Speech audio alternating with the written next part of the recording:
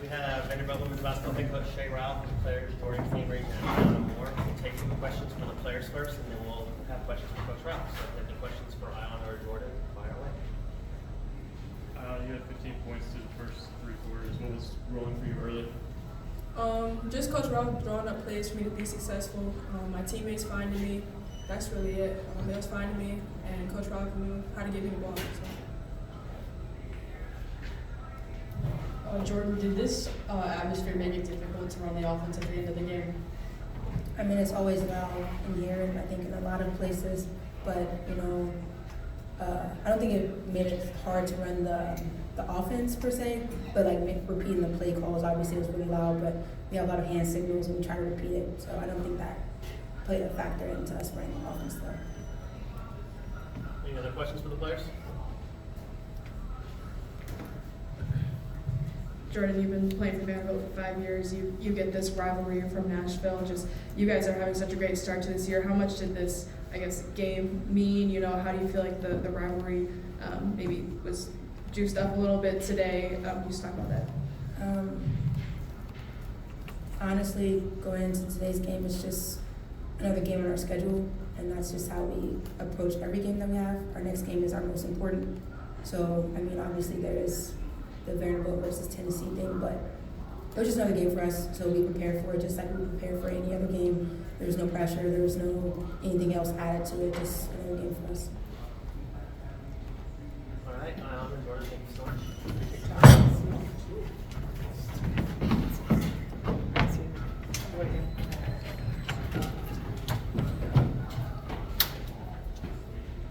Now we will open the floor to questions for Coach Ralph.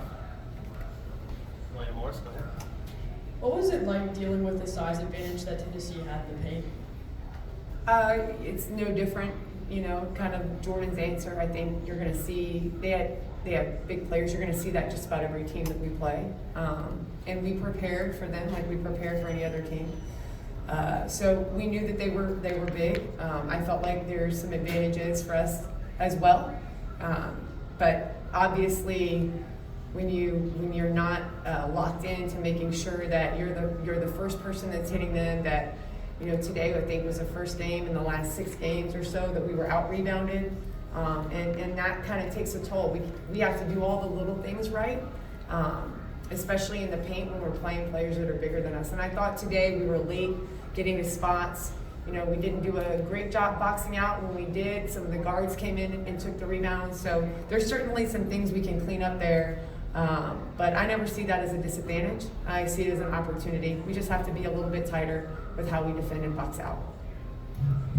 You guys were right there for most of this one, and in the end, had that scoring drought. Is it just a scoring drought, or was there something else you looked at and said, man, if we did that better, we would have won this game? It's a good question. I'm not sure. I think I'm going to have to go back and look at it to get really into the details, into the weeds. It didn't feel like if there was something else. I think it felt like we had some really big missed opportunities. And I never think that, I know sometimes a game comes down to the wire in the last 4 minutes, and that's really when you need to execute, when you need to get stops, and you need to get great looks. I felt like we did a pretty good job of that up until that point. And again, I'll say the same thing I said earlier. I think there were some missed opportunities, missed open shots, missed layups. We didn't shoot a free throw in the second half. I'll leave that there. So I feel like there was a lot of things that when we go back and look, yeah, we want to win every game we play. I say that almost every time I talk to you guys. We do. But I still think there were some great things to take from today. So number one, I felt like my team fought hard. I felt like we fought, we were competitive. And towards the end of the game, we just, missed some chances to have an opportunity to win the game. There are other things that we'll learn, that we'll clean up, and that's what we're all about. Okay, we didn't do some things today that we should have and could have done to win the game, and that's what we have to look at. But when I leave here today, I'm going to tell my team like I did in the locker room, and we fought hard. We competed, and we had a chance all the way up until about 4 minutes left into the game, and then it just kind of fell apart on us. I'm proud of them for that, and I think it's certainly something that we'll take away and build on. Coach, Rickea Jackson obviously gets a lot of acclaim. Couldn't play that fourth quarter, apparently some kind of illness, something issue on the bench. The Jewel Spear three, when it was tied 62-62, and then she hit that three, was that sort of a slight tipping point? Because Tennessee was reeling a bit trying to get used to Rikia not being on the floor. Yeah, I mean, a wide open three is never great at that point in the game, you know, when they make it. But there was still enough time left where I felt like we would make a big play of our own. I think the thing that disappointed me most about that play was some miscommunication on defense that actually let it happen. You know, it wasn't something that we haven't gone over or anything difficult. I feel like when we get into those situations and have been throughout the course of the year, our defense always locks up. And we do a pretty good job of making sure that we get a stop. And at that point, you know, Rikia Jackson or not, we made a mistake that we can't make. We had a miscommunication. I'll have to go back and look. But she got a wide open look and she made it. And that's what players do, you know. Players make plays. Quick follow-up. I was asked, before the game, what do you think? I said, it's Tennessee Vandy. It's a toss-up. I mean, Yeah. you don't know. That's how this series plays out. Yeah. With the SEC expanding, the home and home goes away. This is Yeah. the last year for it.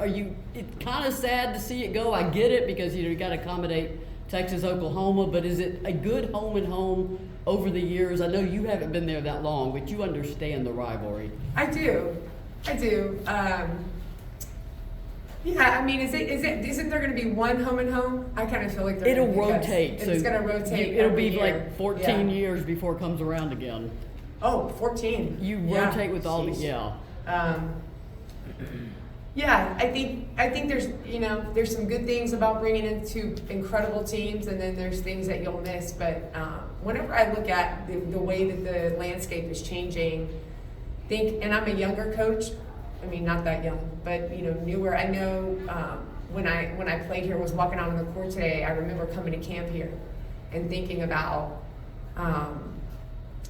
all the great memories I had of Pat Summit and the other coaches that kind of laid the foundation for the competitive conference that we play in, that I get to coach in now.